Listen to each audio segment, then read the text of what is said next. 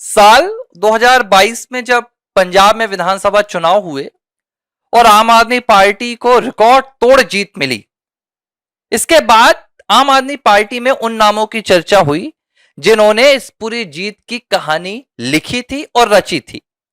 इनमें जो नाम सामने आए थे उनमें एक नाम संदीप पाठक का भी था।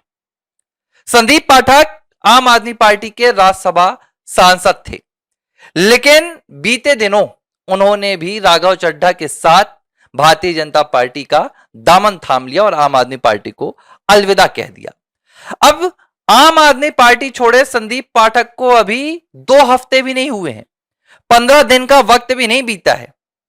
अचानक आज ऐसी स्थिति बन गई कि संदीप पाठक के खिलाफ पंजाब में 2 एफआईआर दर्ज हो गई, अलग अलग जेलों में एफआईआर दर्ज हो गई और यह एफआईआर भी गैर जमानती दर्ज हुई, यानी कि जब चाहे पुलिस संदीप पाठक को गिरफ्तार कर सकती है। संदीप पाठक एक ऐसे नेता हैं जिनकी ईमानदारी पर विरोधी पार्टी भी बोलने से कतराती हैं। उनके खिलाफ आम आदमी पार्टी भ्रष्टाचार का मुद्दा उठा रही है और वो भी सिर्फ 7 दिनों के भीतर। 7 दिन पहले तो अरविंद केजरीवाल दुहाई देते हुए नजर आ रहे थे कि ये ऐसे सांसद हैं जो कभी साथ नहीं छोड़ेंगे। और ये सिर्फ संदीप पाठक के साथ नहीं हो रहा है। हरभजन सिंह पूर्व क्रिकेटर हैं, आम आदमी पार्टी के साथ इन्होंने रिश्ता जोड़ा था और राज्यसभा गए थे। उन्हें भारतीय जनता पार्टी में जाने का उन्होंने फैसला किया तो उनकी सुरक्षा छीन ली, जबकि यही आम आदमी पार्टी ने सिद्धू मूसेवाला की जब सुरक्षा छीनी थी तो सिद्धू मूसेवाला के ऊपर हमला हुआ था और सिद्धू मूसेवाला अब इस दुनिया में नहीं है। बावजूद इसके आम आदमी पार्टी ने कोई सबक नहीं लिया। हरभजन सिंह को हाईकोर्ट जाना पड़ा और हाईकोर्ट की फटकार के बाद वापस उनको सुरक्षा मिली।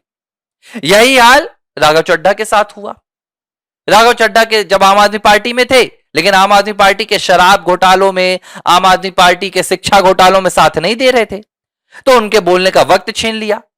राज्यसभा में डेप्यूटी लीडर ऑफ अपोजिशन का पद छीन लिया और अब भारतीय जनता पार्टी में चले गए तो ये तक कह रहे हैं कि भैया इनको बीवी भी आम आदमी पार्टी और अरविंद केजरीवाल की दया पर मिली थी।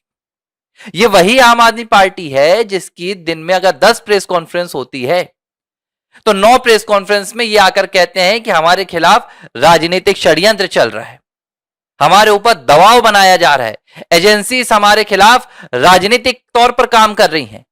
वही आम आदमी पार्टी पूरे पंजाब में अपनी सत्ता का इस्तेमाल किस तरीके से भारतीय जनता पार्टी में शामिल हुए इन सांसदों के खिलाफ कर रही है।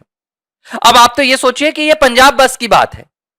अगर आम आदमी पार्टी के पास केंद्र जैसी ताकत होती तो आज पूरे देश के विपक्ष के नेताओं को इन्होंने अब तक अंदर कर दिया होता, इमरजेंसी लगा दी होती, क्या क्या नहीं कर लिया होता।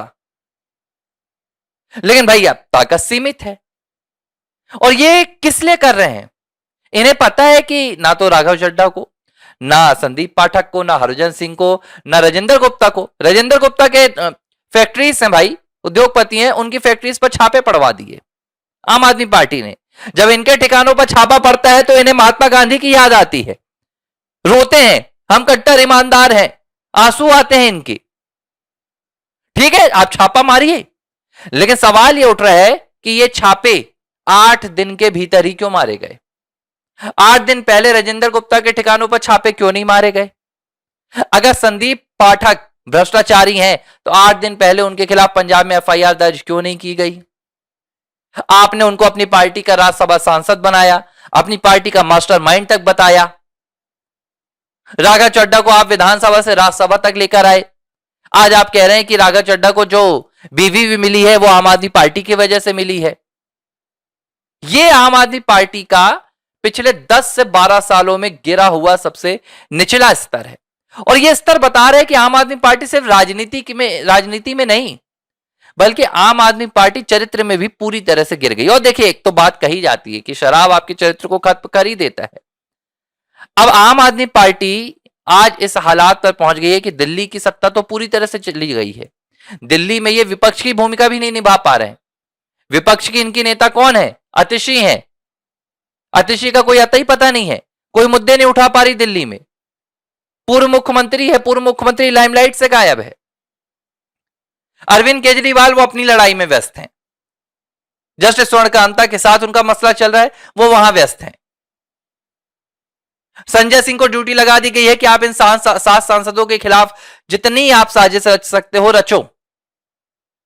और तो और आप सोचिए कि राघव चड्ढा ने जब आम आदमी पार्टी छोड़ दी तो सौरभ भारद्वाज जैसे नेता जो आम आदमी की बात करते थे, वो ये कह रहे हैं कि भाई राघव चड्ढा ने पिछले 4 सालों में मोदी के खिलाफ कुछ नहीं बोला।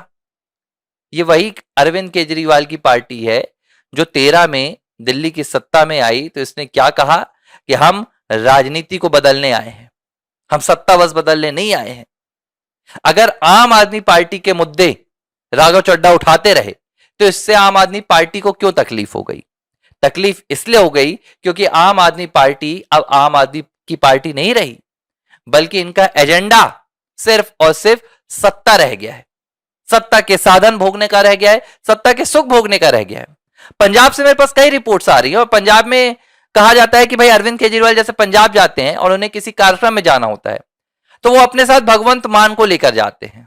लोगों ने पूछा कि ऐसा ये क्यों करते हैं, जबकि ऐसा करने से भगवंत मान का जो कद है वो नीचा दिखता है। तो लोगों ने कहा कि देखो अरविंद केजरीवाल अपने साथ तो पूरा प्रोटोकॉल लेकर नहीं जा सकते, मीडिया की नजर पड़ेगी, विपक्ष की नजर पड़ेगी तो बहुत ज्यादा फंस जाएंगे। तो वो जहां जाते हैं भगवंत मान को लेकर जाते हैं ताकि उनके साथ पूरा पंजाब के मुख्यमंत्री जैसा प्रोटोकॉल चले। और इसमें कोई दो राय नहीं है कि अरविंद केजरीवाल पंजाब में भगवंत मान के चेहरे पर अपनी सत्ता चला रहे हैं।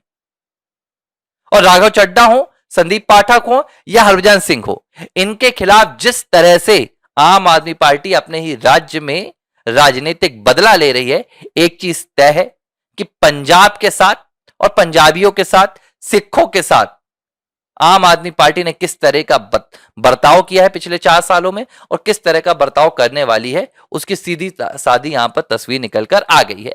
और अब मुझे नहीं लग रहा कि पंजाब में आम आदमी पार्टी को दोबारा या किसी भी राज्य में मौका मिलेगा। हाँ, मैं ये कह रहा हूं 2013 में आम आदमी पार्टी का उदय हो रहा था तो लोगों ने अरविंद केजरीवाल को प्रधानमंत्री तक से तुलना की थी और लोगों ने कहा भी था कि आज नहीं लेकिन हो सकता है आज से 10 से 15 साल बाद अरविंद केजरीवाल देश के प्रधानमंत्री हों।